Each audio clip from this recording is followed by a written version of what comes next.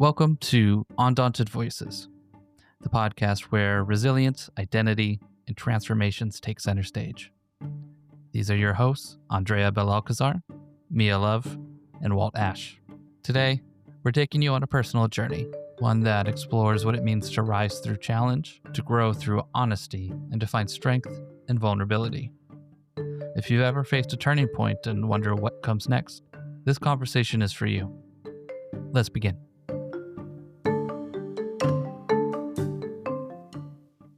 Hello, everyone. Welcome back to Undaunted Voices. We are so happy to have you here today. Now, this is episode 3. And in episode 2, you had the opportunity to hear from the amazing Andrea Belalcazar. And today, Andrea will be interviewing another one of our amazing team members, Walt Ashe. So in episode 2, Andrea talked about scaling impact from surviving systems to reimagining them. And today I have the pleasure of passing the mic to Andrea. She's going to talk to Walt about when the pivot chooses you, building resiliency based on legacy. This is about a journey to overcoming challenges by being resilient to change based on family and the opportunity to give back. And with that, I am so glad to hand the mic over to Andrea. Thank you, Mia. Very excited to be in our third episode. Today, we're diving into the story of Walt Ashe. Walt is a leader who turns challenges into opportunities for growth and change. He was born into a legacy of civil rights, education, and labor justice. Walt carried forward this legacy, graduating from top engineering college. Now he has an experience of over 3 decades in Silicon Valley. He's led high impact projects at Fortune 500 companies, have drove record-setting nonprofit campaigns, and championed inclusion as co-founder of a global employee resource group. Now at Stanford, he has earned the prestigious DCT honor roll 3 years running while advising tech solutions. We're all very proud of Walt and his incredible contributions to communities. Congratulations, Walt. Thanks. Appreciate that. Walt's journey is one of resilience, impact, and purpose. And today, he's here to share the lessons behind it all. And one of the things that we want to talk about is your advocacy and persistence through your life. Can you share a little about that narrative and how that influenced you? Where did it begin? Sure. Thanks for the great introduction, Mia.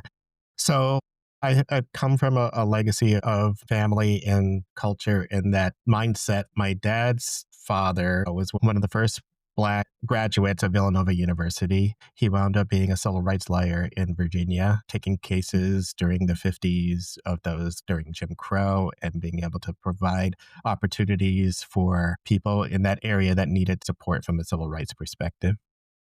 My mother's father was a principal for many years at one of the high schools in Virginia at the time when the high schools were segregated. It was actually one of the first high schools in the state that allowed public money for people of color to attend that high school. And when it came time to merge the white high school with theirs, the principal specifically asked for my grandfather to be vice principal because he was very good with people, very good with addressing any potential situations, and was well respected.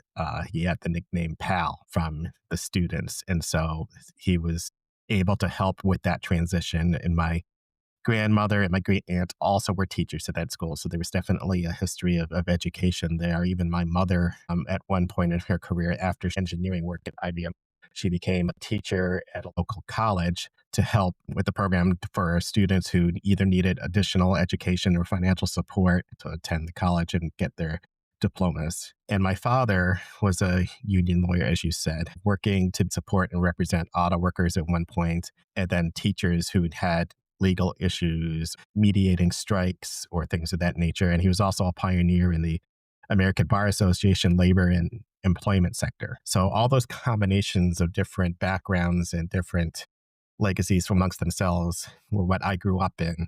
And it led to it for me to feel like you have to not just do something for yourself, but opportunities for the next. That's amazing. And I'm very impressed by how you evolved that vision and that mission for that your family has carried up to your current roles. Can you share a little bit more about that?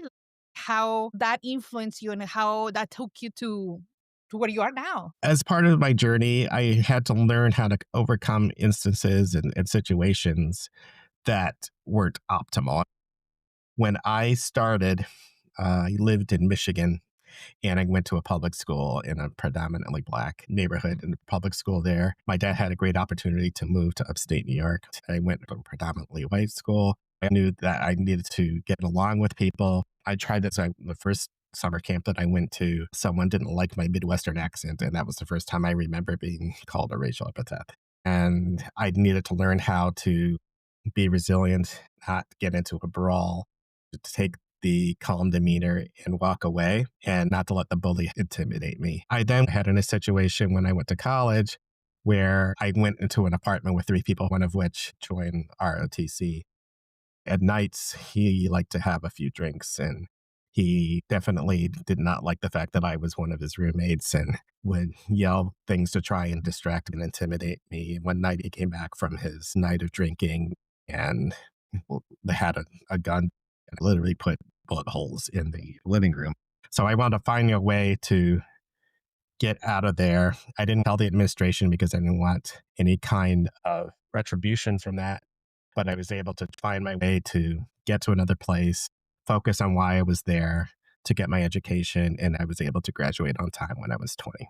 I was just sitting here thinking, I'm imagining as you were describing your origin story and your father, even the things that he went through that you probably never heard about, the things that, your mother went through and going from her full career to even stepping into a place of helping later. I'm trying to figure out what were the kitchen table conversations about. I would just love to have, been sitting at the table having these chats. What was going on? Well, a little bit more about my parents. They met at Howard University.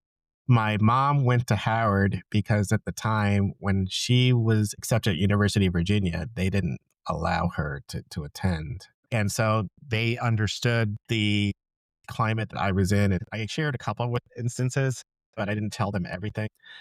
But I understood what they went through and understand the situation when my mom was in school or my grandfather was the principal. But they shared with me that I can't just act physical. You have to be able to try and explain. You have to make sure that you don't let them rattle you. Talking to my parents and talking to my friends and talking to my network was definitely an advantage that I had and understand how to use that as the work that I do now. As my kid is finishing their degree, they're going to have to learn themselves that there are definitely challenges, but to be resilient and understand when to ask for help and knowing that I'm there to support. Yeah, absolutely. And giving your mom her flowers because I know she will be able to hear this episode and just, that she has done a wonderful, wonderful, wonderful job. And so Thanks. we I'm sure appreciate. my kid will hear this at one point or Yes, another as well. So yes. And we'll I hear. hope the message resonates with them too. Yes, yes, yes. H. Thank you. Definitely. So back to your story. Like I said, all of the things that you shared and your resilience, it's a tribute to who you are and how you are able to keep calm in so many situations when some of us are just like ready to explode. That speaks to who you are. It's just amazing. Your grandparents experienced segregation and being able to see your parents going from that to labor movement to you now making change in the corporate world and bringing up your kid to be someone that doesn't have to experience the things that any of you experience, but also other challenges and like be able to navigate that world. It's very unique. I wanted to ask you, when was the first time you realized that the odds weren't set up for someone like you? How did you figure out to move forward? Well, I think in terms of my career, the first time I thought I needed to be able to get support and help was my first job I took after I graduated from college. I went to a company that and the engineering team averaged 18 years of experience. So I went into the situation where I was the new person, but everybody had their own system and they knew their own process. I was trying to learn and see how I could leverage my skills into that environment. And they said, we need to do this update because it's making sure that encryption devices were working for their computer systems. And I made some suggestions, and they said, well, just listen to us. We know what we're doing. And when I was able to put my code in, and we could see a 10% in performance. And they said, he's right. You should probably listen to what he said because he seems to know what he's talking about. And at first, they had some resentment to that. But after a while, they started to listen to me a little bit more. The person who hired me and the manager that came in about a year in both talked to me, and they said, why are you here? You're talented. You should not be in this environment. You should go and find a new place. So I wound up moving to Boston after that, after about 2 years. So that was, I guess, the first time where it wasn't just necessarily a challenge that was based on who I was, based off of my biological history, but it was based on my experience and understanding to move up to the next level might be challenging, and to use that as an opportunity to take that to a next level somewhere else. What is beautiful about your story is that you didn't let go of that side of you that is on the service of others. To create an ERG for the first time. I relate to the story because I did the same. I was going to say, you give yourself credit too. Yeah. And I know how hard that is. Well, you're doing your day job, you're doing a volunteering job. How do you end up doing that, and how have you grown from there to where you're now? The early part of my career, the engineering work was more for business, putting together devices for terminals and printers. And it was opportunities for HR and companies. And later on, it transitioned into work for consumers. It was putting software on laptops. It was making sure they had access to their financial transactions. And I went into different departments at PayPal. And one that resonated with me was I took over project management of their nonprofit group, which allowed charities to sell emergency kits on eBay or take donations off their website. One of the projects That's I a worked on different was, level of a skill.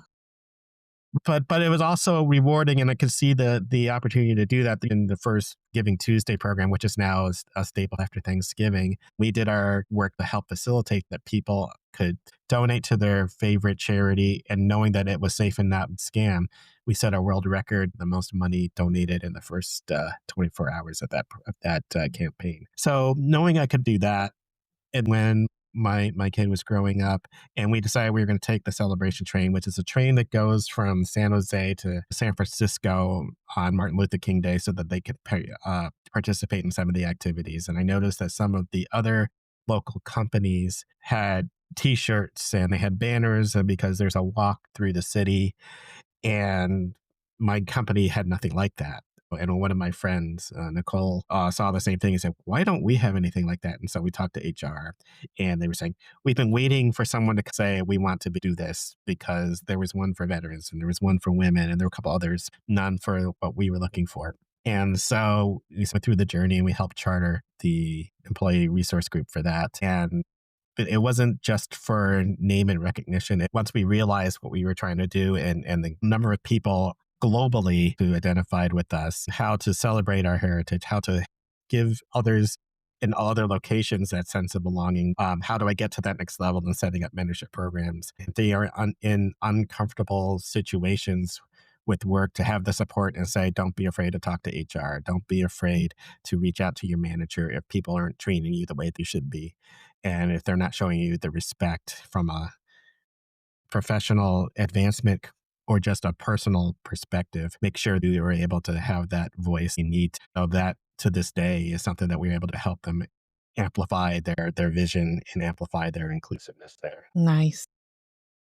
You talked about something else that you were able to accomplish at PayPal, and it was opening up an avenue to people that didn't have access to banking in another arena. And when you talked Yes. about that, it was something that you said very quickly, and it was so impactful, because I know that that is something that we still deal with a lot today. And I didn't even know that you were responsible for that. And you're talking about all the things that people would never know, the mind that it takes to even have the level of compassion. And this again goes back to your origin story. This is another avenue of social justice. Can you talk a little bit about that avenue that you opened for people to be able to do banking and to be able to do transactions that would not have been possible without your foresight? Well, it also goes back to pivoting too, because I went on a 6-week sabbatical. And when I came back, I found out that there had been a reorg. And the management that I had at that time was definitely focused more on revenue, less on appreciating those kind of opportunities. In order for me to advance my career, I had to give up some of the work that I was doing with the nonprofits. I wanted to find not just a job, I wanted to find the right job. And so, given the background, I made the leap to work for Consumer Financial Services. And it was targeting the consumers who may not have the same opportunities to make investments for their future because they could be a small business, and small businesses don't have the luxury to set up a 401k or a stock plan for their employees. If you are someone new to this country and needed to get a bank account and you weren't able to do that, or if you felt insecure with local banking, if you were an immigrant here and you came from a place where you would have your money one day and the next day it was taken away from you, and if you needed to purchase things online, you can't do that without a credit card and a debit card. In order to have that, you need a bank account. So we were able to provide opportunities to cash a check and put it into their account, to go to a local store and take money in and out by going to their cash register or their customer service center, and then put their money in a savings account where they could access a stock plan, access a 401k, share money through PayPal, features that you can still do to this day as an alternate way of funding and being able to spend and invest. And that's so important because so many businesses are cashless. When we go out now, Exactly. businesses don't accept cash for their own security of the business, and it's not always safe to walk around with cash. Your foresight Definitely. changed the landscape of the way that we do business. I think that was kind of the forefront of where we are now, too, for the world that we live in. Having access to money is very difficult, and that probably makes things harder for people when they're starting anew. And what you did is building opportunities for communities with low resources or scared of the existing status quo. You've been able to transform over time. And I see the thread. You have your upbringings. You went on to forge your own path. You went to do a technical role engineering, and you started building that path in a different way from what your ancestors did, in a global way too. And now we are looking into what's the next thing that aligned with your values as well. Can you share a little bit more about a situation where you decided it was time to go, or like you decided like this is not for me anymore? Well, again, thanks for the shout out for the work that I was doing to support the community. It's not just within the US, it was a global initiative. That work was a challenge because it's an international company of product and engineering teams. And literally, that the last project I was working on, we had people working on it from the US, from China, from Singapore, from India, from Israel, and from the UK. And I was the program manager putting all that effort together. So the project literally did not sleep except for maybe one day a weekend. And overseeing that was a challenge because I needed to make sure that each of those teams were in sync. We were able to get it done, but it was definitely a hit on my work life balance. At that time, my kid was getting ready to go into high school. I asked to see if there was going to be a way that I could get support from somebody in Asia. It was told we didn't have the budget for that. It definitely took its toll on me physically and mentally. I decided to make some decisions on the effort, and my manager didn't see it as being aligned with the team's goals. I was questioned on some of it. I said, well, I only can do so much. And their response was, what am I going to do with you? That to me, that's a flag. If you don't know how to help me, but you're going to just say it's this way or else. And it was for something that we were given a deadline a month, and she wanted it done in a week, and I was working on other things. And I realized this doesn't seem to be someone that I could count on when things are down. I need to find an opportunity that allow me to spend time at home.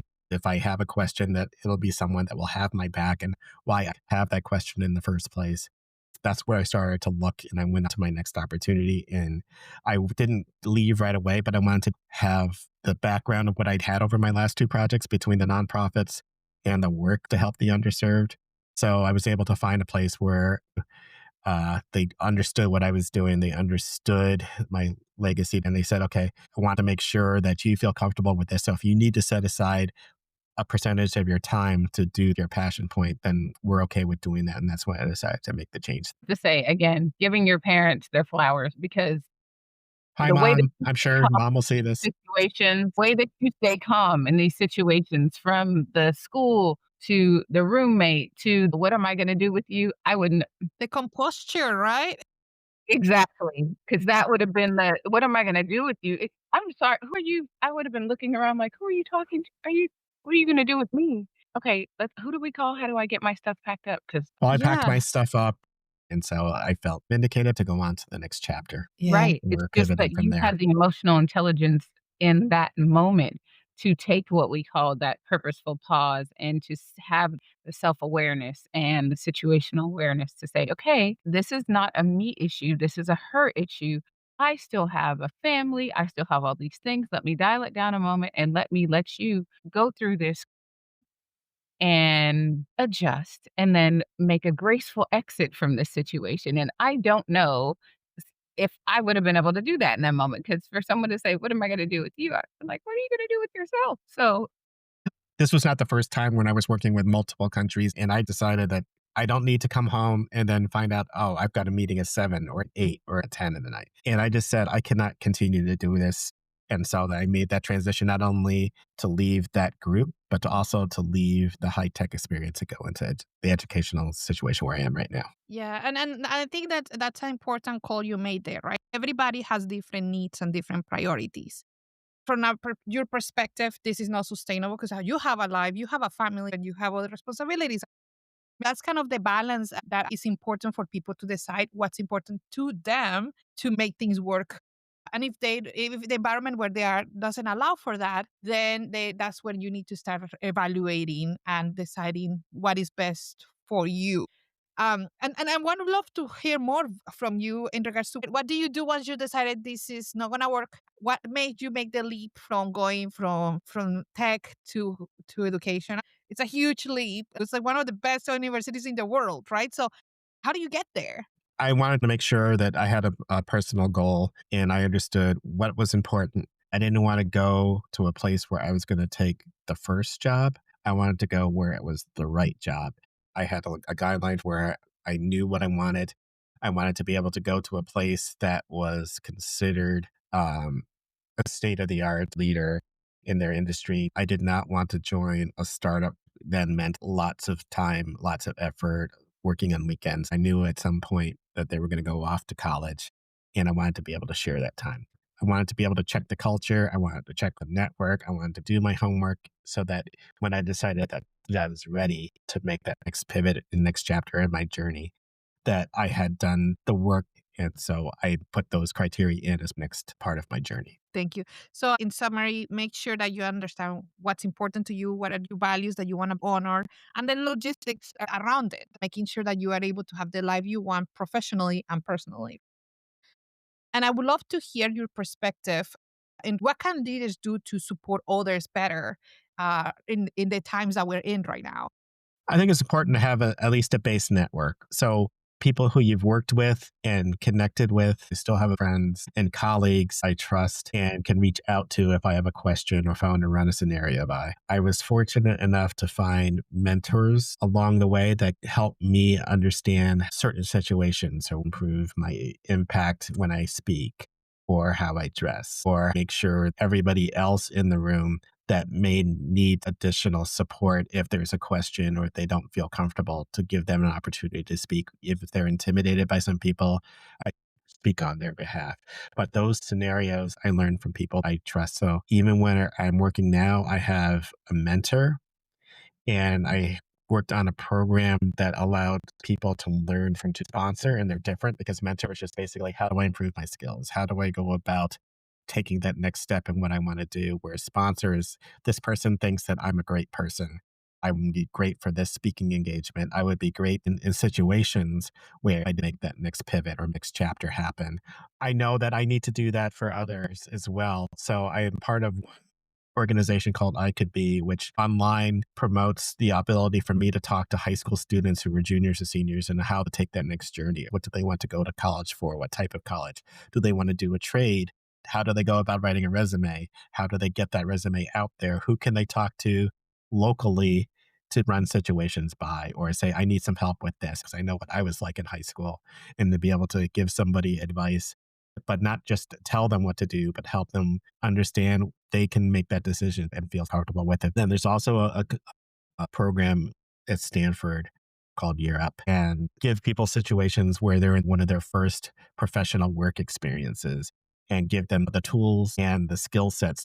You put that on their resume to find that next job. So the people that I've worked with, one was working at a fast food restaurant. Somebody else was just finishing school, but decided that they wanted to do a career path change from going from engineering to project management. And so giving them an opportunity so that they understand what the work culture is like to learn these things, but also praise them when they do a good job helps me understand that that next generation will learn and hopefully pass that on to their friends and colleagues and find that job that they're looking for. So number one is offer a safe space for the people you're mentoring. Also seek opportunities to mentor others and to guide them, listen to them, and praise them when the good things happened. So that helps on building their confidence. Is there anything else you would like to That's add to that? correct. When you're in these situations where they're going to give presentations to say my boss, then to take a deep breath, they'll ask you questions. They want to make sure that you know what you're doing. They want to make sure that I've taught you that you know what you're doing. But I'm there for you. And that sometimes it's going to be a good experience. Once in a while, it'll be something that you need to go back and learn and redo and refine.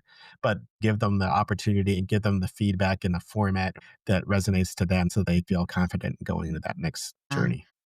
That's so important because it's the ability to talk to people in a way that hear you, get to know them, and get to understand how they talk and what they hear to and what resonates. So you can speak in a level and a frequency that they can actually absorb and make the best out of it. Correct?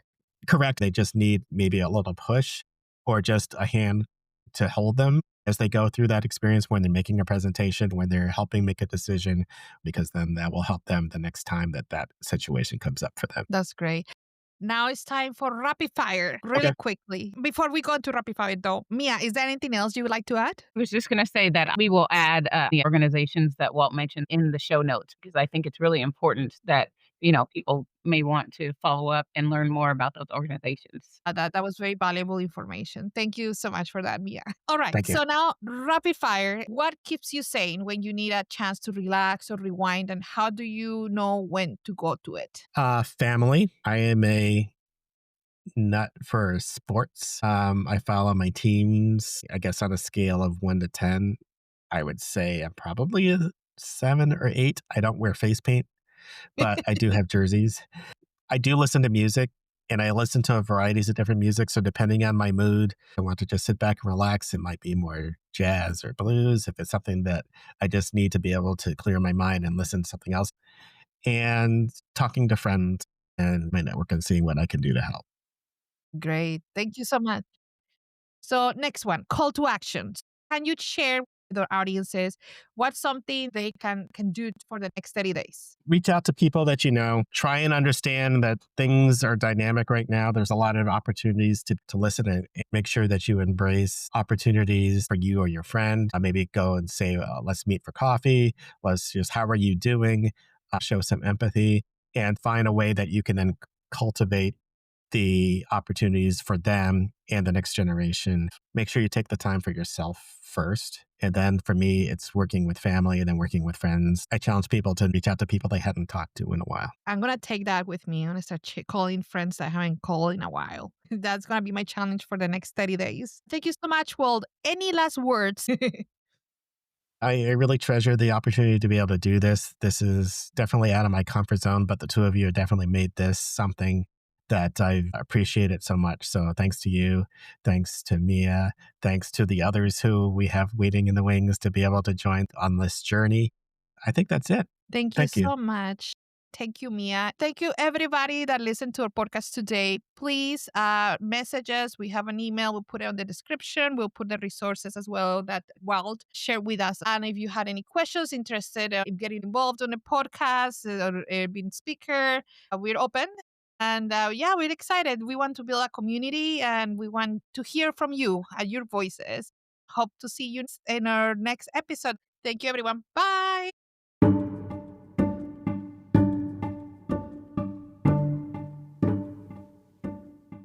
Thanks for listening to Undaunted Voices, where resilience, identity, and transformation take center stage. Your hosts were Andrea Belalcazar, Mia Love, and Walt Ashe. If today's episode inspired you, share it with someone who'd love it too. You can send us your feedback, suggest future topics, or even join us as a guest at undauntedvoices.com. And don't forget to like, subscribe, and follow us on Spotify, YouTube, Apple Podcasts, and all major social media platforms. Links are in the episode description. Keep rising, undaunted.